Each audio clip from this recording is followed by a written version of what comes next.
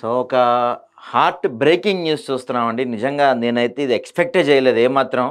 Virat Kohli టెస్ట్‌లకి retirement ప్రకటించారు. మొన్న ఒక వారం క్రితం రోహిత్ శర్మ అనౌన్స్ చేసిన తర్వాత అనూహ్య పరిణామాలు, బీసీసీఐ రాజకీయాలు మొదలైనవి ఏదైనా కావచ్చు.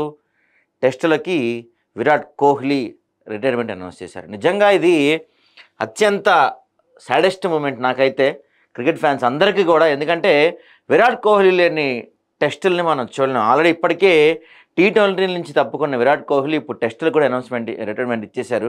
ఇక తర్వాత వన్డేలు మాత్రమే మిగిలి ఉన్నాయి. చెప్పాలంటే బాధగా ఉంది. కోహ్లీని మరోసారి మనం వైట్ జెర్సీలో, ఇండియన్ వైట్ జెర్సీలో ఇక చూడలేం అన్న మాట తెలుస్తుంటేనే, వినిపిస్తుంటేనే నిజంగా చాలా బరువెక్కిన హృదయం.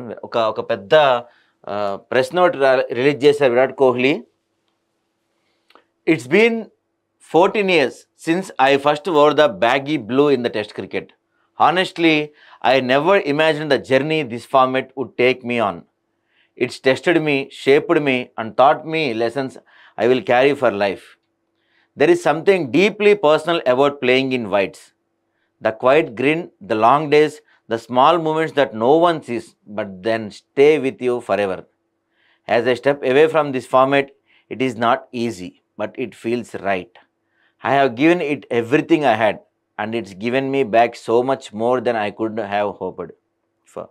I am walking away with a heart full of gratitude for the game, for the people I shared the field with, and for every single person who made me feel seen along the way.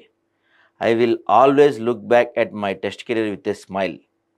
#269 signing off అని పెట్టారు. నిజంగా అసలు ఇది మాత్రం ఒక heart breaking న్యూస్గానే చెప్పొచ్చు.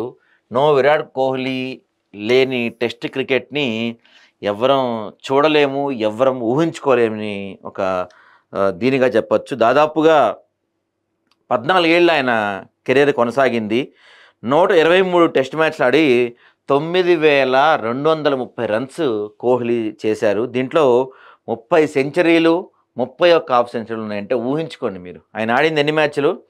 123 మ్యాచ్ల్లో 30 సెంచరీలు, 30 హాఫ్ సెంచరీలు ఉన్నాయంటే ఎంత అద్భుతంగా కోహ్లీ టెస్ట్ కెరియర్ కొనసాగిందో మనం ఇక్కడ తెలుసుకోవచ్చు. అన్నిట్లో డబుల్ సెంచరీలు అయితే ఇప్పటివరకు వరల్డ్లో హైయెస్ట్ డబుల్ సెంచరీలు చేసింది విరాట్ కోహ్లీ. ఎందుకంటే విరాట్ కోహ్లీ 7 డబుల్ సెంచరీలు చేశాడండి. ఆ తర్వాత ఇండియా నుంచి షెహ్వాగ్ 6, సచిన్ 6, ద్రవిడ్ 5, గవాస్కర్ 4, పుజారా 4 ఉన్నారు. ఇతని మన కోహ్లీ టెస్టులో హైయెస్ట్ స్కోర్ 254. ట్రిపుల్ సెంచరీ ఒక్కటి కూడా లేదు అనే బాధ కోహ్లీకి ఉంది. వన్డేల్లో కూడా డబుల్ సెంచరీ లేదు కోహ్లీ పేరున. తర్వాత ఆయన ఉంటే బాగుండు అని చెప్పి అందరూ అనుకున్నారు, కానీ ఇది మాత్రం ఎవరు ఊహించలేని సంఘటనగా చెప్పచ్చు. టెస్ట్ క్రికెట్లో ఇండియా తరపు నుంచి ఇప్పటివరకు 10,000 రన్స్ చేసింది ఓన్లీ సచిన్, తర్వాత షెహ్వాగ్, ద్రవిడ్, లక్ష్మణ్ వీళ్ళే చేశారు. కోహ్లీ కూడా ఇంకెంత 9,243 అంటే జస్ట్ ఒక 800 రన్స్ 700 రన్స్ డిస్టెన్స్లో ఉన్నారు. దీని నుంచి ఆయన రిటైర్మెంట్ ఇవ్వటం నిజంగా అసలు ఫ్యాన్స్ అయితే ఊహించుకోలేరు. మరి బోర్డులో రిటైర్మెంట్, రోహిత్ శర్మ రిటైర్మెంట్ ఇచ్చిన తర్వాత కోహ్లీ కెప్టెన్సీ అడిగారట. నాకు ఇంకొన్ని రోజులే కదా టెస్ట్ కెరీర్ ఉంది, సో నాకు కెప్టెన్సీ ఇవ్వండి, కెప్టెన్గా రిటైర్ అవ్వాలనేది నా కోరిక అని చెప్పి కోహ్లీ అడగటం జరిగింది. బట్ బోర్డు దానికి నిరాకరించిందంట.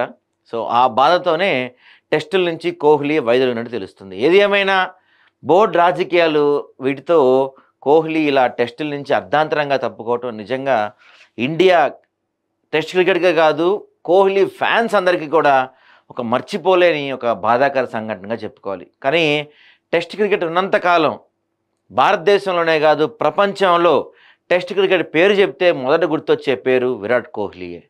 వన్డేల్లో, టీ20లో ఎంత అద్భుతంగా ఆడినా టెస్టుల్లో కోహ్లీ ఆట తీరు మర్చిపోలేం.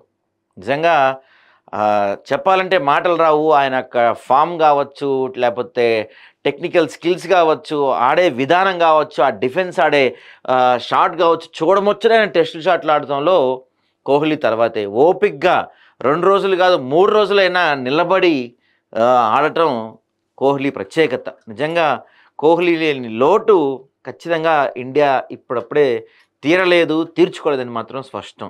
కానీ ఒకటి మాత్రం చెప్తున్నాం, నేనే కాదు ప్రతి కోహ్లీ ఫ్యాన్ కూడా కోహ్లీని మిస్ అవుతున్నాడు. We miss you king Kohli.